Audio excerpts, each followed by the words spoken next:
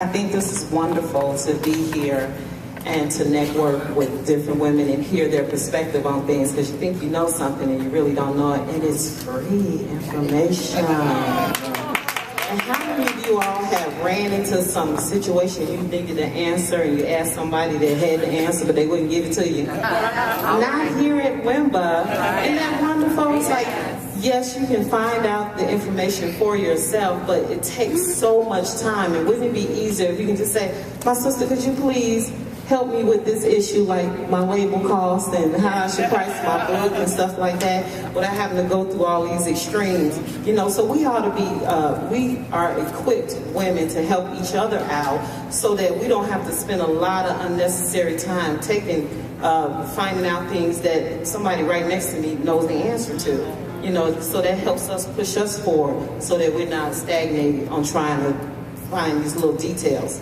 okay? With that being said, I'm just going to talk to you briefly about branding yourself. Whether you are thinking about or have a ministry or business, you want to know, what does that look like to other people? And your brand identity is just as distinct as your name or your fingerprint, because that's what everybody sees. They may not even see you.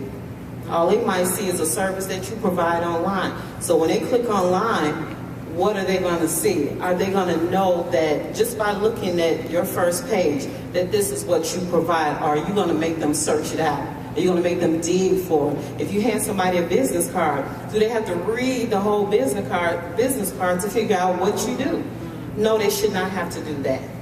You should have a logo that distinctively tells your business name, or it could be just your initials, it could be an image, it can be a combination of those things. But it should be unique to you. It should present your business or your ministry, who you are, what do you want to be for people, what are you going to do, what service you're going to provide, or what you can do for them, and how you do it. And this is your communication tool. This is how you communicate with the world about what you're doing. And in doing this, it also sets you apart from everybody else that's doing it the same thing. It's like if I'm a dressmaker and Francis is a dressmaker, well, what sets me differently from Francis?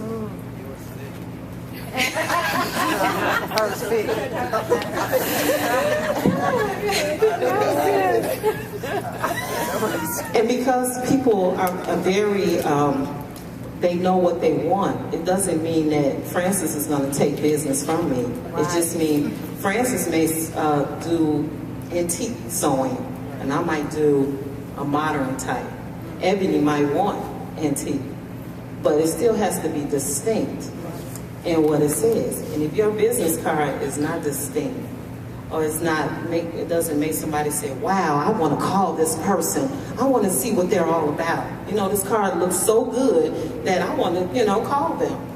So that's how important your business card, your logo, which is your identity, that's how important that is, because it makes people want to call you. It's like saying, hello, how are you? My name is whatever it is.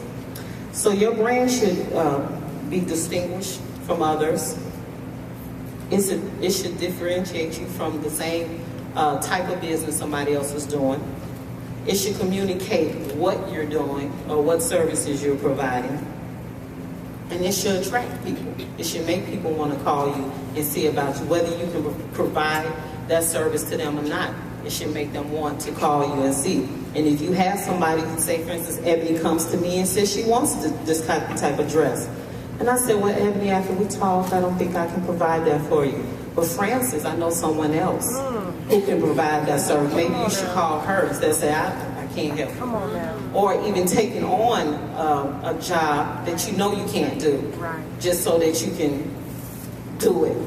It's okay to pass it on, and you can go back and forth and